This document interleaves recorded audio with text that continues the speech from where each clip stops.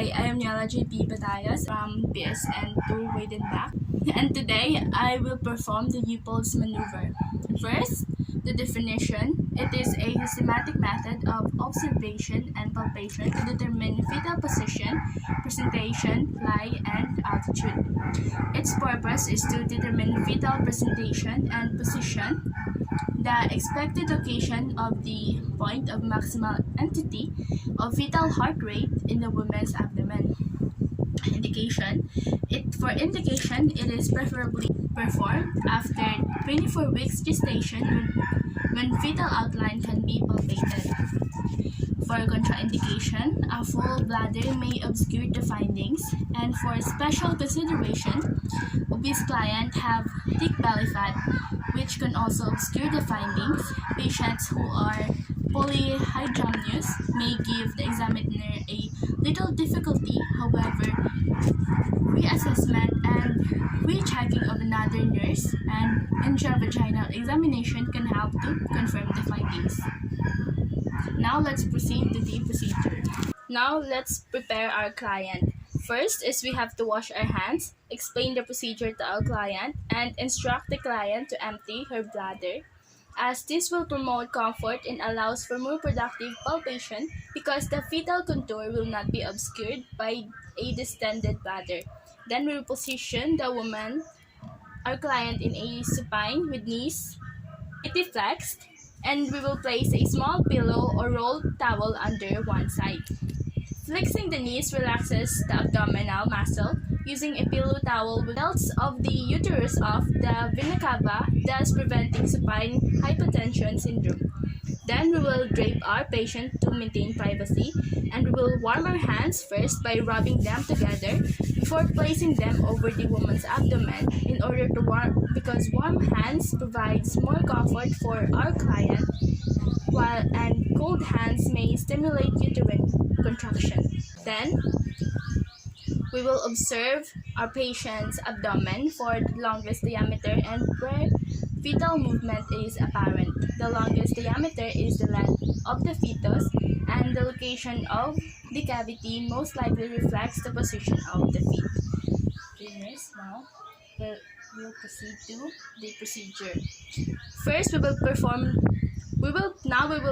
the first maneuver, also known as the fundal grip maneuver. We will stand at the foot of our client, facing the client using both hands, and feel for fetal part lying in the fundus. Proper positioning of our hands ensures accurate findings.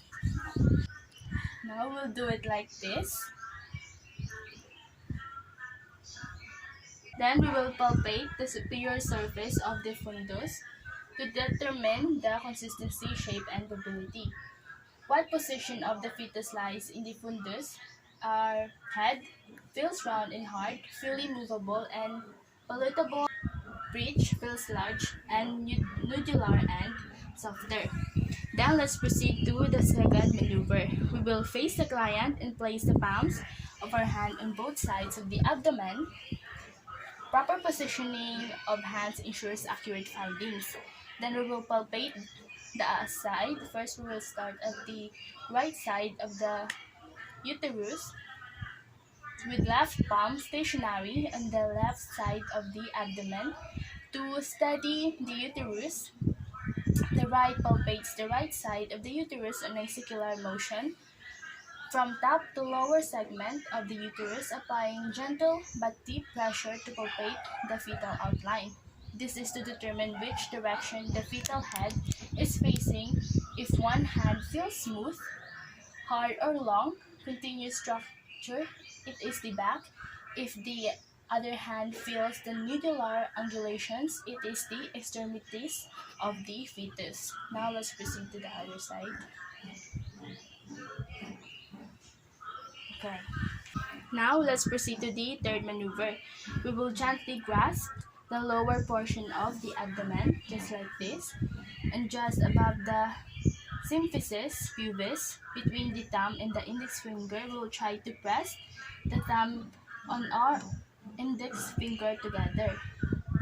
This determines the presenting parts and its mobility. If the presenting part moves upward, So on examiners, our hand can be pressed together. The presenting part is engaged, not firmly, will settled into the pelvis. Now let's proceed to the fourth and last maneuver, also called as the pelvic grip maneuver. That now we will face the feet of our client and we will place one hand on each either side of the lower pole to the uterus. Then we will palpate the fetal head by pressing downward about 2 inch inguinal ligament. We will use both hands.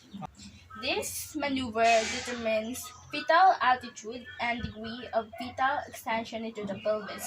This should be done only if fetus is in cephalic position. We will place our client in a comfortable position to ensure safety and comfort of the client. Miss, are you comfortable? Yes. Thank you. Then we will document the procedure and assessment findings and the client's response to the procedure. This documentation serves as a means of communication and basis of care and evaluation of patient's outcome. Then, of course, we will wash our hands. That's all for Leopold's maneuver. Thank you.